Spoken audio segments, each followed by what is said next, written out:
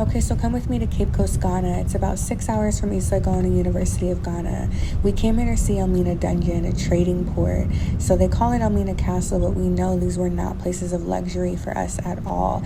In fact, quite the opposite. So this is where they took enslaved people from all over West Africa, from Senegal to Angola. They purposely took people from different places in Africa to prevent them from being able to revolt, not knowing the same languages.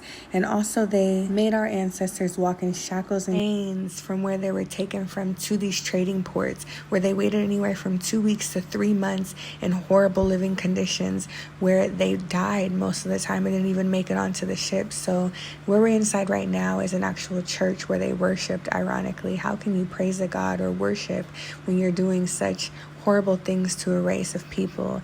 Now they've made the inside of the church a museum, and these are actual shackles that they used on our ancestors. It was so emotional to see and just broke my heart. So this is the outside of the church where they worship. There's another church that I'll show a little later on in the video that was right above the female dungeon where they kept the women slaves. Now, this trading port was built in the early 1600s by the Swedish, making it 542 years old today.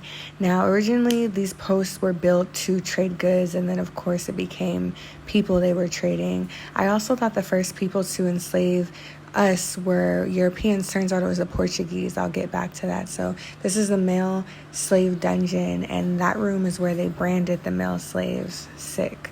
It was so heavy and tense in here, feeling the cries and just the agony and the pain that our people once felt as they must have been in here afraid. So this is the door of no return. 5 steps. Yeah, so this tiny one is the door of no return.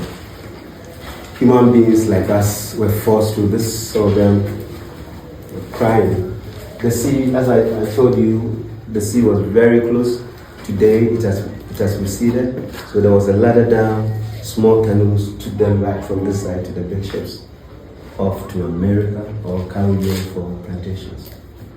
And according to the history, those who died at sea were more than those who died in the dungeons because of how they were packed in the ship. And even when slave trade was going on, there was somebody around. He was a captain of a slave ship. The name of the captain is John Newton. He gave an example that when a ship takes 700 slaves, either 1/3 or half died. So this is a female dungeon that they intentionally kept separate from the male dungeon because they wanted to have their way with the women, and they knew that the men would fight back or defend and protect the women.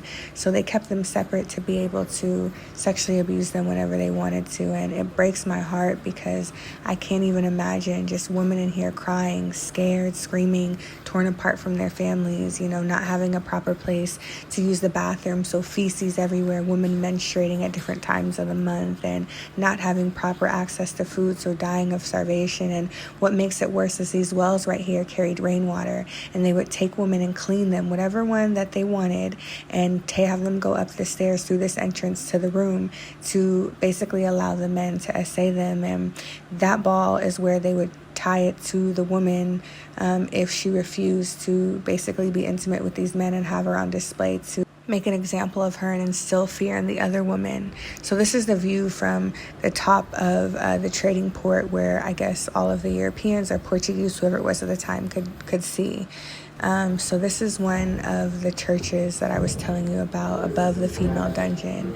And again, a church right above. How can you worship? It's crazy. When you have people crying and screaming right below you that you just took from their homes, how do you justify that with religion? I knew about the transatlantic slave trade before coming here, but going to one of the ports where my people and my ancestors was so emotional for me and heartbreaking, but at the same time made me angry because why were we taken in the first place? Like, I hate that I don't know my history and where I come from, but at the same time, this experience made me feel so much closer to my history. I hope that every African American and every person of the Black diaspora be able to come back and experience visiting one of these trading ports, because it was a crime that was done against our people that we endured for years on years, 400 years.